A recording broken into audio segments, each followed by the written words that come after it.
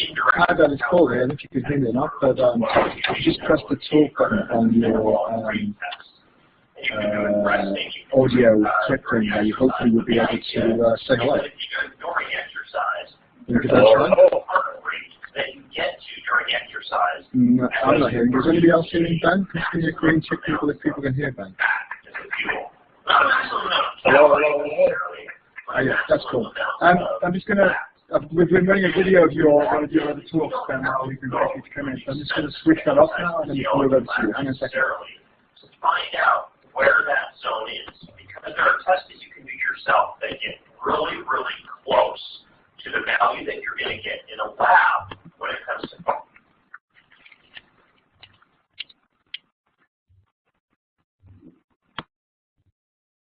Hi Ben, it's Paul here. So do you want to just try that sound check again, just say hello to us and see if we can all hear you this time? Sound check, 1, 2, 3. Sounds like you guys are watching a really boring video. Well, that's why we're waiting for you in the room. I picked one, not quite at random, but I did pick one of your videos from the website about fat loss. But we just had a fantastic workshop today with quite a few of the guys with Darryl Edwards, and we're all pretty hyped up, but also pretty exhausted after that. But he touched on a few of the things that we're going to talk about today. There's some interesting questions about things like toothpaste and hair products and stuff. So I think that's going to be, we're really excited to hear your views on those. So just want to make sure you've got control of the slides, Ben. If you go up to the right-hand side of your screen, you should be able to see, just a second. Yep. Looks like I've got control of everything, and I'm hoping folks are recovering okay from Darryl Edwards. He probably has.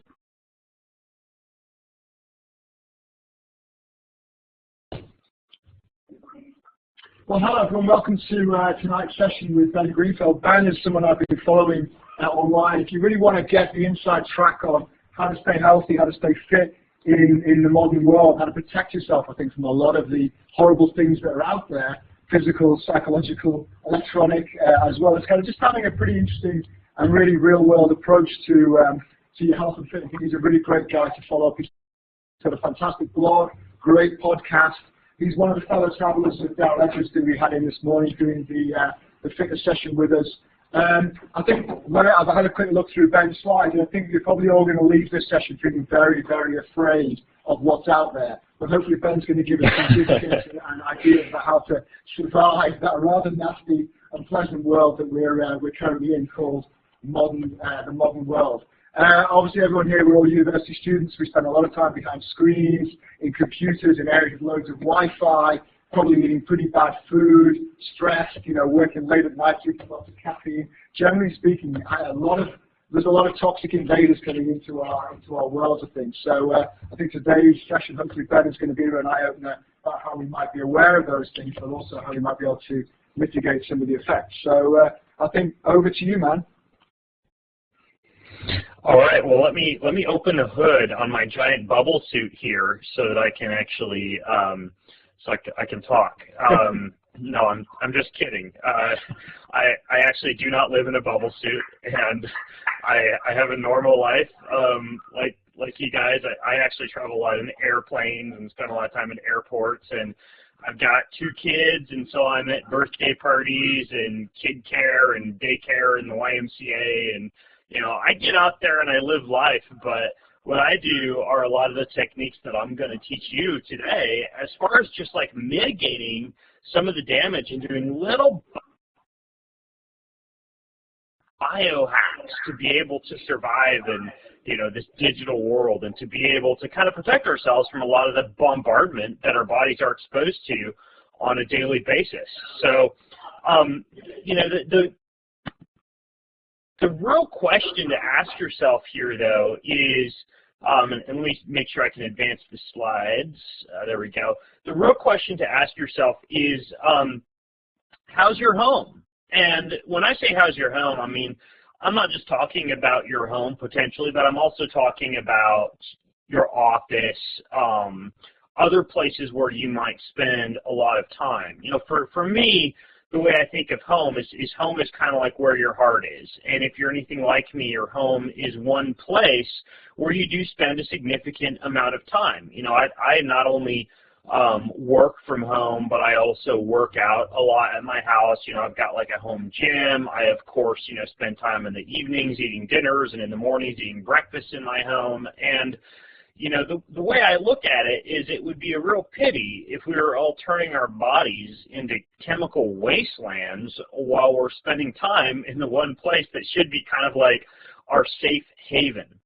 Now, the fact is that the average home contains a lot of chemicals. Now, these chemicals may be seen or they may be unseen, and in addition to chemicals, we also tend to see a lot of pollution, not just airborne pollution, but also electrical pollution. So the average home has about 500 to 1,000 chemicals floating around in it, about 10 times more electrical pollution than the average home would have had just 40 years ago, and literally an untold number of mold and mites and fungi and spores and pollen and what are called bioaerosols. And so most of this stuff you can't necessarily see or smell or taste it, but that doesn't mean that it's not causing things like brain fog, lack of focus, a crappy night's sleep or insomnia, waking up too early in the morning, poor workouts later on in the day or in the morning, you know, afternoon headaches, a lot of these things that we kind of tend to have to deal with on a daily basis. And your home can look like this. I mean, you know, I don't know how many of you have well-dressed maids walking around your house cleaning and spraying stuff all day long, but I actually, you know, I personally have, for example, somebody who cleans my house. I'm looking out the window right now in my office, and she actually pulled up about 10 minutes ago. And, you know, when we first kind of hired her to start working on our house, one of the first things that we did was teach her how to use a lot of the techniques that you're going to learn today, not only about, you know, the things you clean your house with, but the things that you put in your body, etc. So your house can be clean and pristine and wonderful looking. It doesn't have to be a pig pen for you to be exposed to some of the stuff we're going to talk about today. So that being said, let's go ahead and jump right in. So the first thing that we're going to talk about is mold and mycotoxins, and that is one nasty looking piece of corn. I hope that you guys don't have any Mexican food planned for dinner tonight. Or else I just totally took away your appetite. So the deal with mold and mycotoxins is that mycotoxins are actually toxic compounds that are produced by mold, and they cause things like breathing issues, disrupted sleep, stunted muscle recovery, and kind of like fuzzy brain. That's one of the biggest things that you get with mycotoxins and mold. Now, you can get exposed to a lot of this stuff from foods, you know, like if you're doing a lot of like pickled and smoked meats and fish, or especially like a lot of prepackaged meats and lunch meats like salami, a lot of kind of like packaged condiments like vinegars and soy sauces and ketchups and things of that nature. So eating real whole food is kind of important, but it's also important to look at your home and look at your office and the area where you're working and be really careful with places that have moisture and places that are prone to have a lot of mold and mycotoxins. So in the next slide, I'm going to give you a few kind of practical suggestions. So first of all, if you don't have a HEPA filter in your house, I'd highly recommend you get one. You could buy a HEPA filter at many appliance stores. You can also get them online. And you just have that thing running. If you have a large house, you might need two, but a HEPA filter is an excellent investment for your home or your office. In any room that tends to be exposed to moisture, you need to get a dehumidifier, okay? Not a humidifier, a dehumidifier. And you can often get that in the same place that you get a HEPA filter. You can also do a search for dehumidifier online and put that in any areas of your house that tend to be moisture prone to mold, especially if you have a basement. If you have a bathroom and that bathroom has a fan, run the fan at least until the fog clears from the mirror. Okay, that's going to ensure that you're eliminating a lot of that potential moisture that can cause mold buildup. And if you're seeing any leaks, like from the toilet, from the shower, etc., get some caulk. And I mean, you don't have to be a plumber to do this. You can just get caulk and do it yourself. And take care of that. You want to regularly clean surfaces where mold usually grows, and what I do is I keep a very potent anti-mold, antifungal spray around. I use oil of oregano.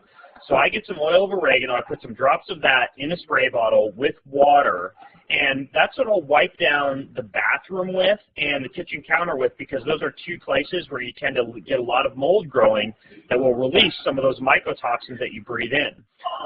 Carpeting, you want to be pretty careful with. As far as carpeting is concerned, there are such things as like natural fiber wools and cotton rugs out there. I'm not necessarily saying that you should like replace all of your carpeting with hardwood floors, but you want to be really careful with carpeting. If it hasn't been cleaned in a while, then get a natural cleaning process done on your carpet. It tends to be a place where a lot of fungus and mold and things like that tends to accumulate. And I'm really careful with like synthetic, strong-smelling plywood, fiberglass, fiberboard, paneling. Be really careful with all that stuff when you're buying furniture, when you're buying desks, and just try as much as possible to replace that with natural walls, floors, cabinets, things of that nature. Now, if you're concerned that you might have some kind of a mold sensitivity or mold exposure, there are blood mold tests that you can do. If you're in the U.S., it's pretty easy to order what's called a blood mold profile from a company called Direct Labs. Or if you go to bengreenfieldfitness.com/Ben recommends, there's a list of some tests that are out there. And like if you're over in the UK, what you can do is you can print off one of those tests that I have listed there. You can bring it into your doc and see if they're able to find that test in your area. But probably one of the best things to have around, if I could just tell you one thing, would be getting a HEPA filter in the office or in the home. That's one of the best moves that you can make as far as mold and mycotoxins are concerned. And I'm going to be going over about 10 different things here, so I'll move forward in the slides and make sure I'm able to cover this all with you as we go. And then at the end, you can ask your questions for sure. Now, the second thing is EMF, or electromagnetic fields, and this is a big one for those of us working on computers, especially. This photo actually highlights something that annoys the heck out of me when I see people at airports and other places with their computer in their laps. Like your lap, guys, that's where your testicles are at. Women, that's where your genitals are at. Like, that's a good way to fry your gonads and fry your ovaries and do some real damage to your fertility and your libido, is to put a laptop in your lap like that. I actually use a tray underneath my laptop that absorbs electromagnetic frequencies, and I'll show you what that is in a second. But EMF is a big, big deal. Electromagnetic frequency radiation is really the byproduct of the explosion in electronic technology that we've experienced over the past few decades. And you get radiation emitted by appliances like your microwave, by your computers, by your Wi-Fi router. And if you ever get headaches, if you ever get vision issues, if you ever get anxiety, irritability, depression, loss of libido, disturbed sleep, nausea, any of these things can be caused by a constant bombardment of EMF waves. And there's some really good books out there, like Zapped is a really good book. It's called Zapped, Why Your Cell Phone Shouldn't Be Your Alarm Clock, and 1,268 Ways to Outsmart the Hazards of Electric Pollution. Long book title, but it's a good one. If you do search for Zapped, you'll find it. Another really good one is Disconnect, The Truth About Cell Phone Radiation. Now, there are some practical things that I personally do every day to limit my exposure to EMF. Specifically, every night I unplug my Wi-Fi router. And when I'm working, if I'm able to hard line into the wire or hard line into the wall rather than use the wireless signal, I do it. Okay, so as much as possible, I get rid of Wi-Fi signals in my home. I keep the Wi-Fi on my cell phone off. I keep Bluetooth on my cell phone off, so that I'm just getting the cell phone signal off the Wi-Fi signals. I'm really careful with artificial light. So what that means is, especially in the evening, so that I don't shut down my body's own natural production of melatonin, I keep as many lights as possible in my house off, and I actually use glasses. I use a brand, or I used to use until I had a custom set made, a brand called Gunnar glasses. There are other brands of gaming glasses out there, but what they do is they reduce the blue light wave spectrum from coming off your computer screen. reduce visual glare, and also help you release melatonin when you're working late into the night and you're staring at a screen. One of the ways that you can heal up a lot of the holes that EMF can punch in your cell membranes is through the use of magnetic pulses, which are very similar to the natural magnetic frequency that the planet Earth is going to emit. So I have links to a lot of this stuff over at bengreenfieldfitness.com/Ben recommends, but two ways that you can do that is you can put a device called an earth pulse underneath your mattress when you're sleeping.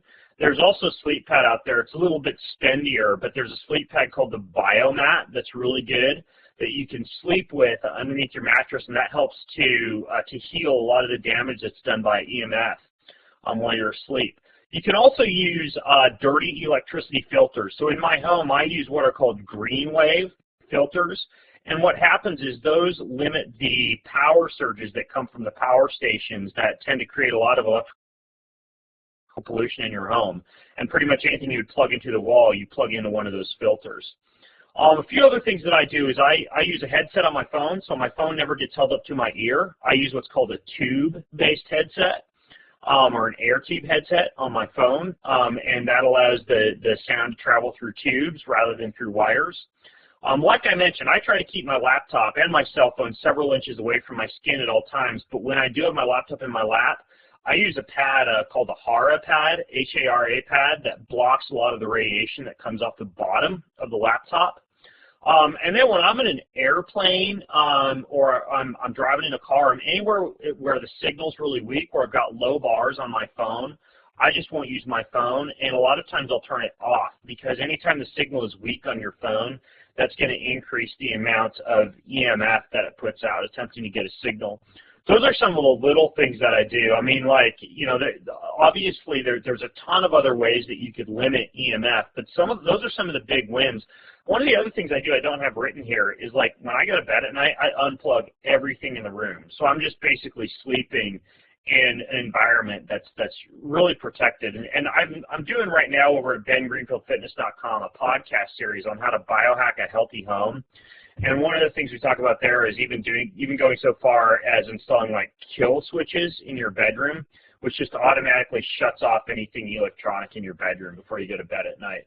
It makes a huge difference in the way you feel by the end of the day as far as your focus and your quality of sleep when you integrate a lot of these little fixes, and they don't necessarily require you making a special aluminum foil hat and putting it around your head so that you look like the aliens are going to come. All it requires is you to just do a few of these little things throughout the day, and understand that the total amount of EMF radiation that you're exposed to during any given day or week or month or lifetime is what's important, kind of like radiation from X-rays. It's like why, if you have the choice when you go through an airport, you should avoid the X-ray machine, just because it's your total dose over the course of your lifetime that's important. And the little things add up. Okay, next we're going to talk about water. And obviously, I would hope that all of us are drinking water. But there are certain things in water that you got to be really careful about. So fluoride is one common compound over here in the U.S. that they put in water. Now, fluoride is actually a toxic waste product that you get from the manufacture of fertilizers and from the aluminum refining industry. So that means fluoride has a lot of lead in it.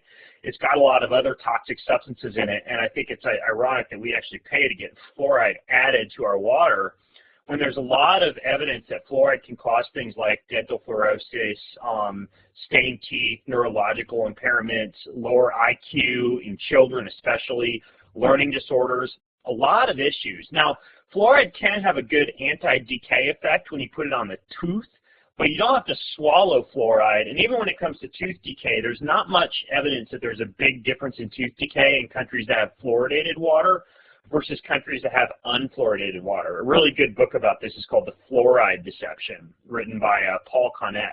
Now, of course, there are other issues with that go above and beyond fluoride, you know, like chlorine, for example, the fact that we're dumping a lot of pharmaceuticals into our sewage supply, and a lot of that is winding back up in the water, is a big deal as well. And so there are things that you can do to protect yourself when it comes to water. So some of the things that I recommend is, first of all, for a water filter in your home, if you can get a central water filter installed, it's a good idea. So I'm a fan of a reverse osmosis system. If you really want to go one step farther than that, pass your water in your home through two different systems, a reverse osmosis and then a carbon filter. Now, one of the issues here is it's going to get rid of things like fluoride and chlorine and a lot of the nasty stuff you're going to be drinking, but that's also going to get rid of a lot of minerals.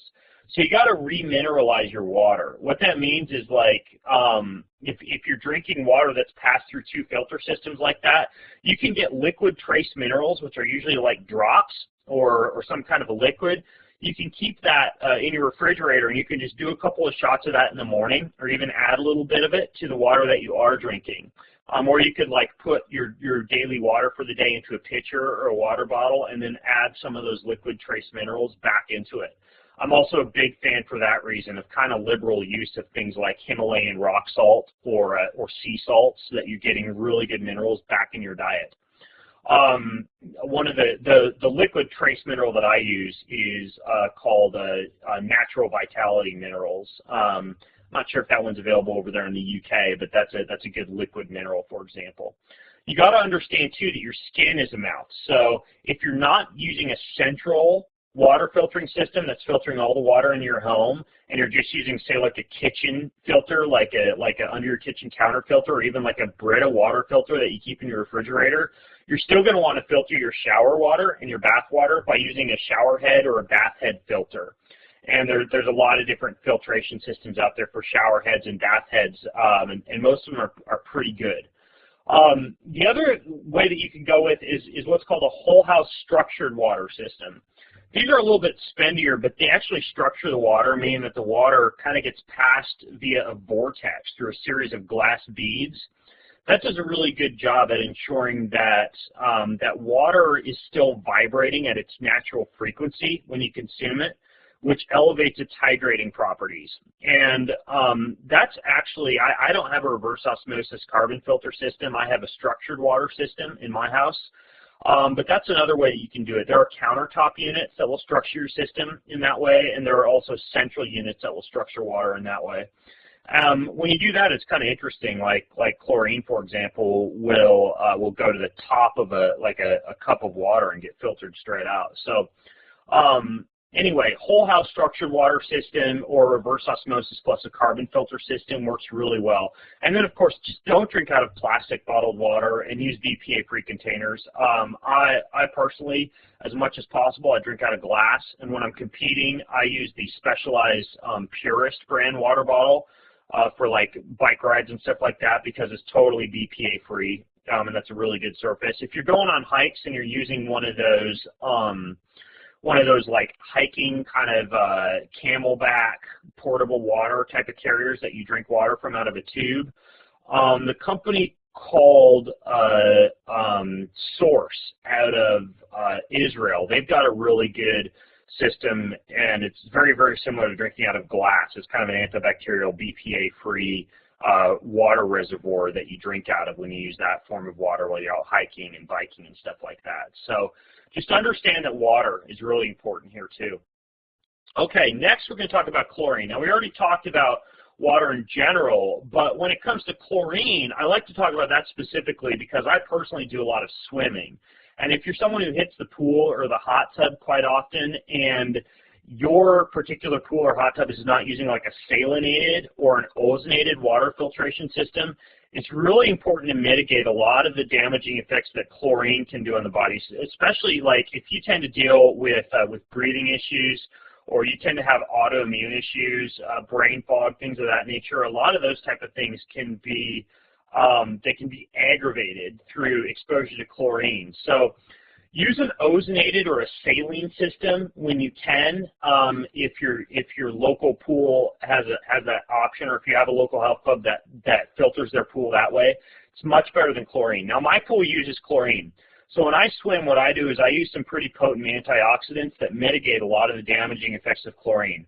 So first of all, I use about 2 to 5 grams of a whole foods vitamin C source. That's really good for exposure to any type of chlorine, fluoride, that type of thing. Just don't use synthetic vitamin C. Don't use ascorbic acid. Use a whole food source of vitamin C. There was actually a study that just came out last week that showed synthetic vitamin C is actually pretty nasty stuff. So I'd be careful with that, but use a whole foods vitamin C, which is usually like a powdered blend of a bunch of different berries and seeds and nuts. One of the ones that I use, for example, is called Life Shots. There's another really good one called Superberry, but those are really good sources of whole foods vitamin C. Vitamin D is another really, really good one to mitigate the damage from chlorine on times that you might be swimming or exposed to water, about 2,000 to 4,000 international units of vitamin D. And then a good fish oil that has a natural source of vitamin E added, not a synthetic source of vitamin E, but a natural source, which if you look on the actual vitamin E bottle, it's going to be D-tocopherol, not DL tocopherol. Usually you can find vitamin E packaged up with like a good high-quality fish oil in most cases.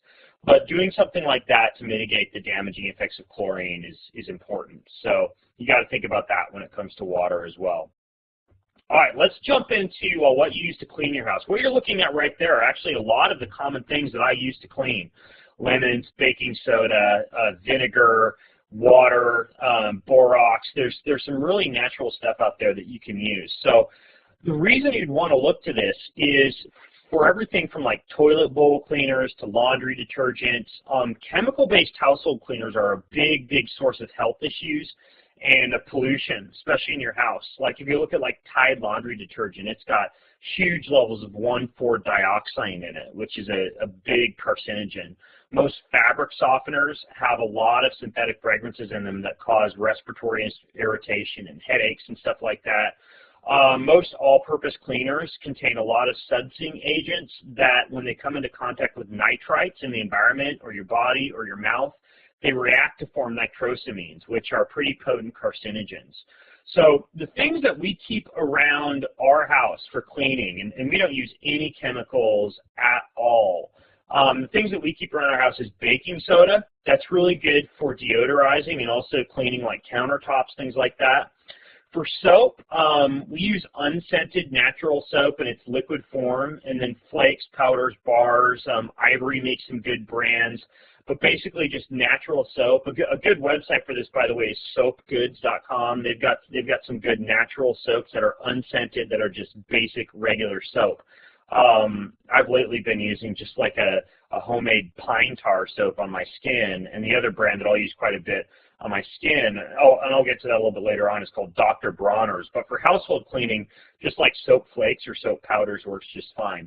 Lemon is a natural acid that's effective against most household bacteria, and I mentioned oil of oregano as a really good one too. Borax is pretty safe stuff. Borax cleans, it deodorizes, it disinfects. It's good for just about anything, and that does not have a lot of nasty stuff in it. Washing soda, which is also known as SAL soda, that's really good for cutting grease and removing stains, cleaning walls, tiles, sinks, bathrooms, things of that nature. I also do quite a bit with white vinegar. Keep that in a spray bottle.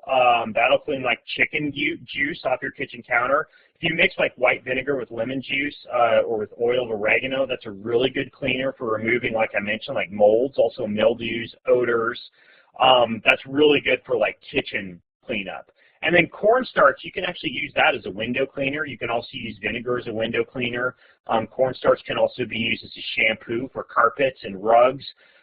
There's some really, really good recipes out there. Like if you go to bengreenfieldfitness.com/creative, there's a creative live presentation that myself and my wife did on how to make a lot of this stuff.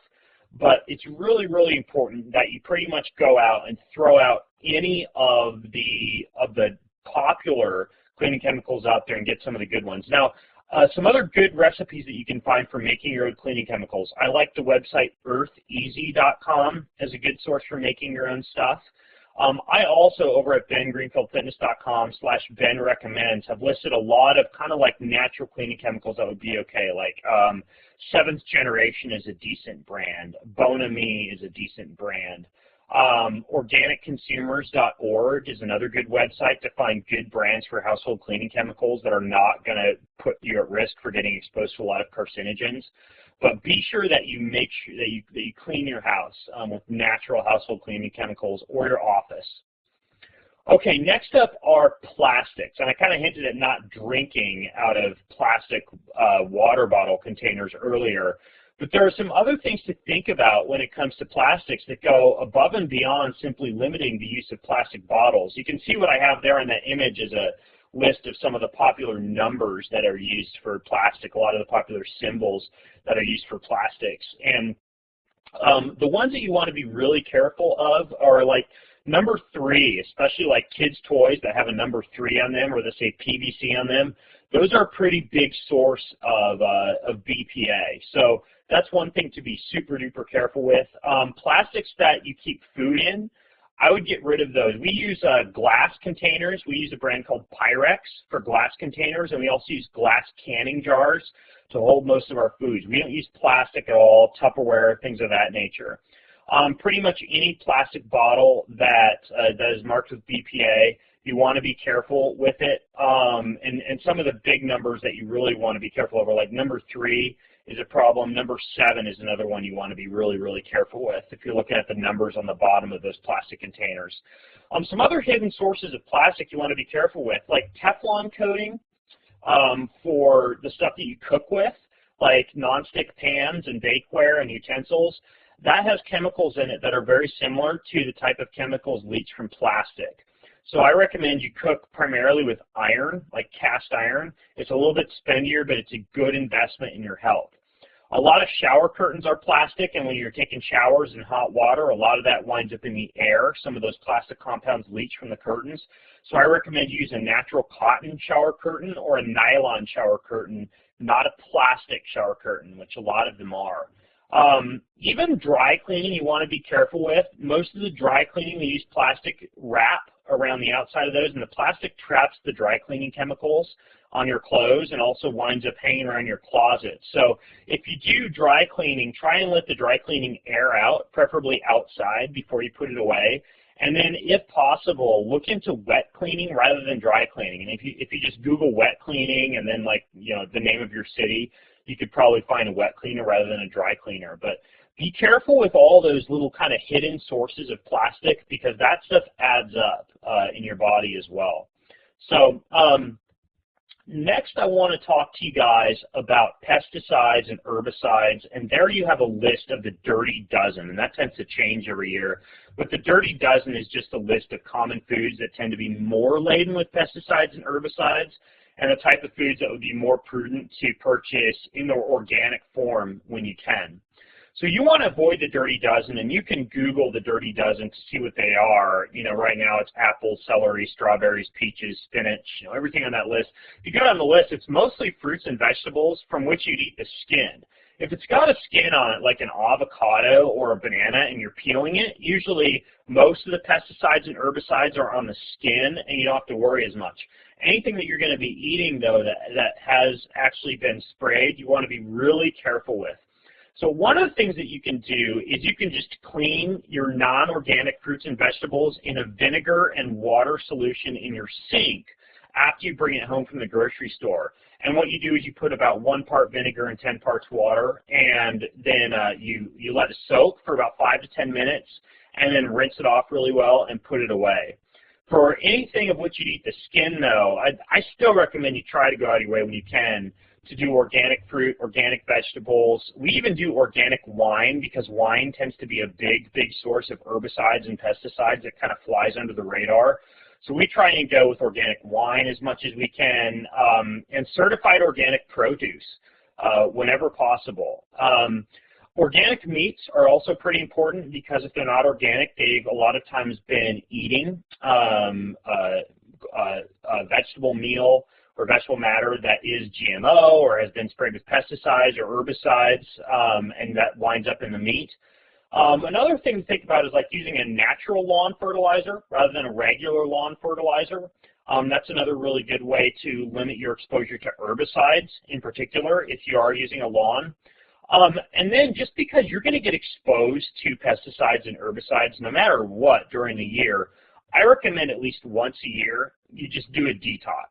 And that really helps your liver to clear out a lot of this stuff. It helps to clean out your gut. I personally have my own detox protocol that I use. It's a 30-day detox. I call it the Gut Fix Pack. But I just go through that every January for 30 days just to clean myself out, clean my liver, clean my gut, and really get rid of a lot of these pesticides and herbicides. And that also is something I'll combine a lot of times with a heavy metal detox, and I just do that once a year. Just even though I'm making a lot of these decisions, I know I'm still getting exposed to pesticides and herbicides. You know, when I'm eating at restaurants where I don't get to choose, or I'm at somebody's house, I don't want to turn down the meal that they're serving. So I'm just careful as far as that stuff is concerned. Okay, so I talked about metals, I hinted at metals, and I want to delve into that next. A lot of us have metals in our mouth.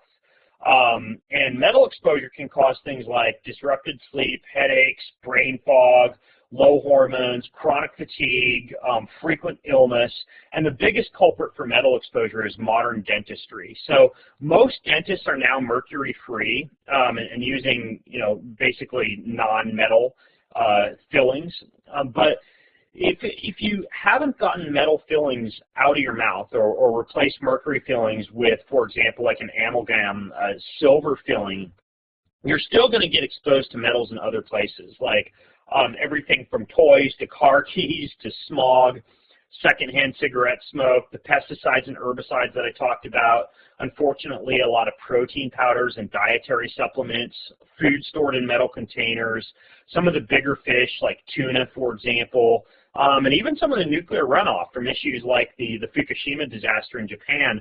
We're getting exposed to a lot of heavy metals, and so you really want to try and be careful with those as much as possible and try and do what you can to limit your exposure. So if you have metal fillings, and that's usually for the older folks in the audience, you want to get those removed and replaced with a natural solution. And preferably use natural holistic dentistry. Just do a search for holistic dentist or biological dentist in the name of your city and hunt one down. I use a natural holistic dentist who uses all what's called biocompatible materials when he's cleaning my mouth. He uses good air filters in his office, and so I'm not getting exposed to a lot of the potential contaminants that I get in my body when I'm at the dentist. As far as vaccinations, most of those tend to be chock full of metals, so you want to be careful and use them sparingly. Because I've worked a lot in kind of the healthcare sector, and because myself and my family travel internationally quite a bit, there are some vaccines that I've gotten, you know, like MMR, for example, and hepatitis. But you take something like a flu vaccine, you know, I'm not a huge fan of those. I think that there are better things that you can do, such as vitamin D, exercise, taking care of your body to limit your chances of getting the flu versus dumping a bunch of metals into your body. So use vaccinations sparingly, and don't just get every vaccination that's out there just because modern healthcare says you're supposed to. And then if you're going to chelate, what chelation is that means that's the process of getting rid of metals in your body. Now the problem is that a lot of chelating agents, they simply send metals out into your bloodstream. So they pull them out of some areas of your body, but they don't bind them and remove them from your body. And so what happens is a lot of those metals wind up in your bloodstream. They cross what's called your blood-brain barrier, and they can actually cause neuronal damage and cell death in your brain. So if you're going to do like a metal detox or a metal chelation, be really careful with what you use. So I personally mentioned that I do a metal chelation once a year. I use a spray. And the spray that I use actually forms like a protective cage around things like mercury and arsenic and lead and aluminum, and those get removed. It's kind of gross to think about, but they actually get excreted in the stool after the metal spray has surrounded them. So it just uses a series of peptides or proteins to surround the metals naturally. So the name of the stuff I use is called Metal Free, but just be careful if you're going to try to detox that you do so the right way and that you not use just any chelator on the face of the planet.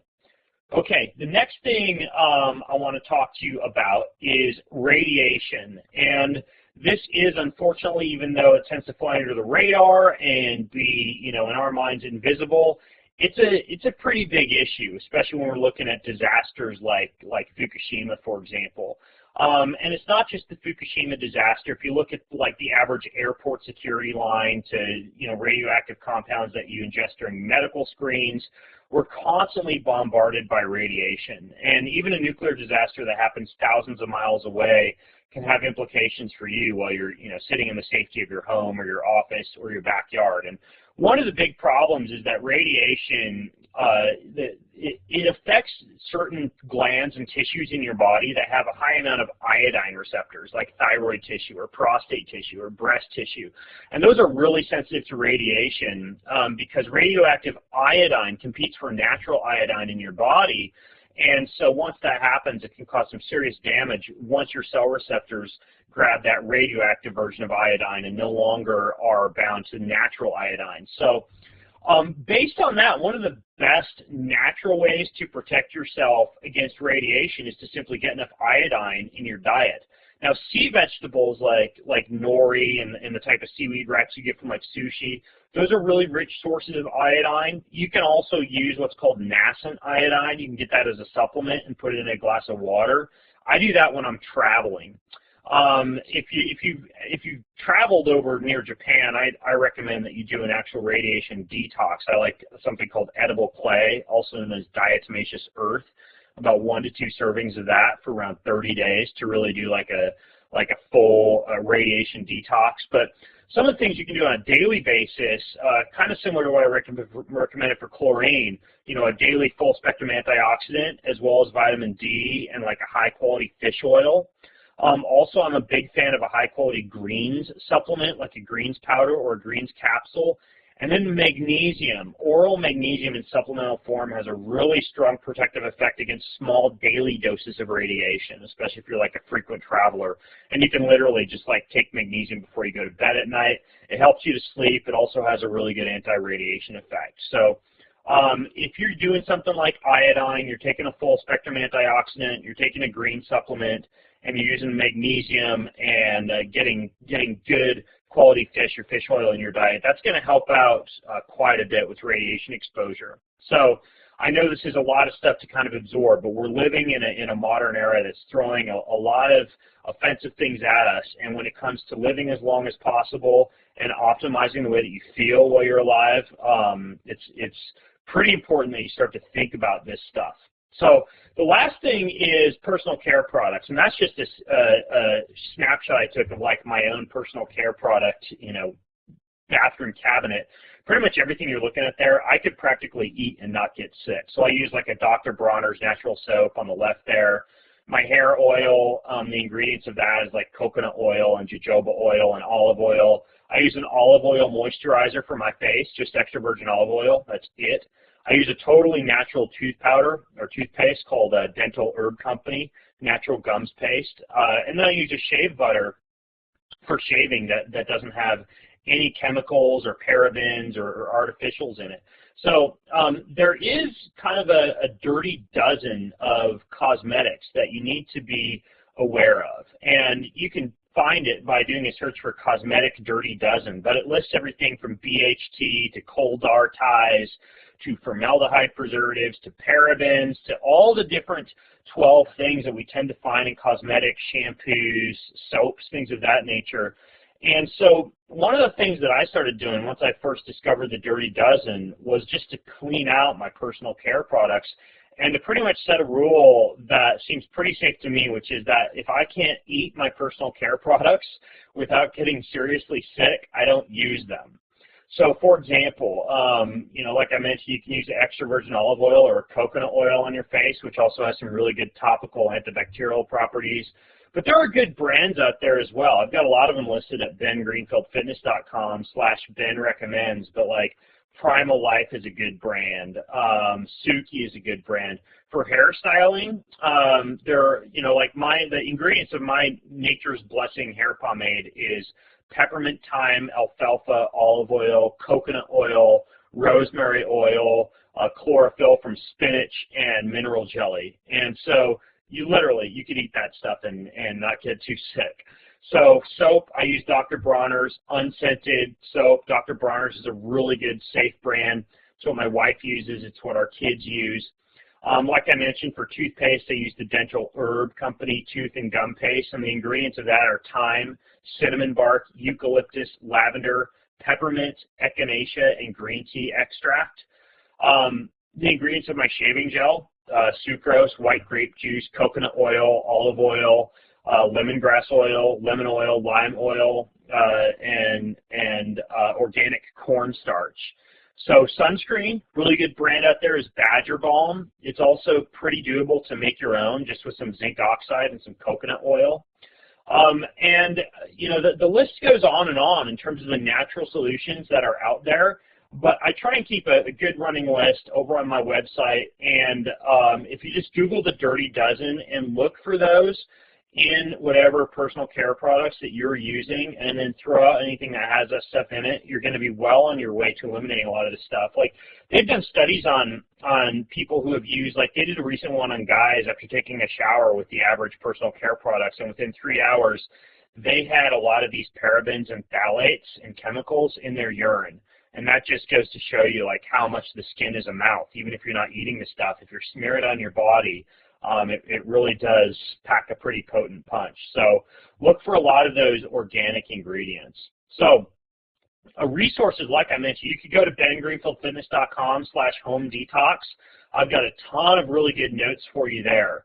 Also, at my website, pacificfit.net, you'll find things like a detox pack. You'll find a lot of my recommended detox gear, everything from like inversion tables to clear lymph fluid to things that I recommend to mitigate damaging effects from chlorine to like recommendations for bottles and things of that nature. And then I also have a book coming out next month over at beyondtrainingbook.com, and that's chock full of resources for kind of optimizing healthy living and performance as well. So those are some of the resources that you can definitely use as you're going down this path. So that being said, hopefully I left a little bit of time to answer your guys' questions. Hopefully I didn't scare you too much. Remember, it's baby steps. You can start by just getting rid of a few of the things that you use on a daily basis, like maybe your disinfectant and your shampoo, and start to unplug the Wi-Fi router when you go to bed at night, and just start into a few of these little things, and gradually you'll notice huge differences in the way that you feel during the day. Everything from your focus to your sleep quality to your communication abilities to everything. So important stuff, and I hope that was Thank you very much. It was really great. We're all very scared now, though, I think. I think one thing, and I'll take some questions from the audience, but I think one thing a lot of people in the room, they're students, they're limited budgets, they're living in rented accommodation. Quite a lot of things you're talking about are fantastic, but obviously they do require a certain amount of investment. What are the, and you've already started, I guess, to talk about them, what are the 3 best bang for your bucks if you want to kind of clean up your life but on a limited budget? What are the 3 main things you would do beyond those baby steps, do you think? 3 main things I would do beyond what I just said, which is to unplug your Wi-Fi router, get rid of personal care products and household cleaning chemicals that are bad for you. Number 1 is I would keep your cell phone off whenever you have the option to keep your cell phone off or in airplane mode, and get rid of the habit of constantly checking email, constantly checking your phone, and keeping your phone in your pocket. Okay, so that's number 1, is your phone is a big source here that I'd be really careful with. Number 2 is I would limit artificial light exposure at night by doing things like installing the free blue light blocking app on your computer from getflux.com. It's the Flux app. It diminishes blue light from coming off your computer screen. That, or just pick yourself up a decent set of blue light blocking glasses and just be really careful with your use of screens at night. And then the last thing that I do is understand that one of your primary detox organs inside your body is the liver, and so you really want to take good care of your liver.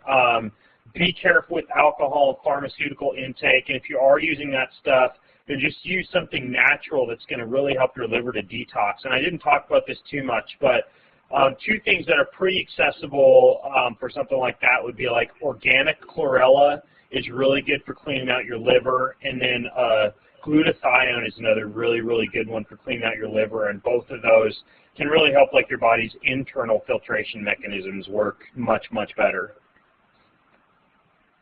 Great. Have we got any questions from the audience, either the online one or the group here? Anybody? Questions? Yeah, go ahead. Any specific plastic water bottle that we can carry in our bags? Yeah, so Ben, have you got any recommendations for BPA-free water bottle? I think you did mention one brand by Specialized, but do you know of any other brands of BPA-free water bottles that you would recommend? Yeah, I mentioned the Specialized Purist. That's a really good brand. Nalgene does a BPA-free now. I'm a big fan if you're not like riding your bike or somewhere where it might shatter. There's a lot of companies doing glass BPA-free now, water bottles, and those are really good because they actually keep water a little bit more structured when you're using glass. I totally forget the brand of the glass. I'd grab it, but it's over in my kitchen right now, the glass bottle that I use. The Purist brand, or pretty much any brand you can look at that's BPA-free, and if you just check before you get it, that's BPA-free, that's a good way to go. And Bill, there was no question? Go ahead.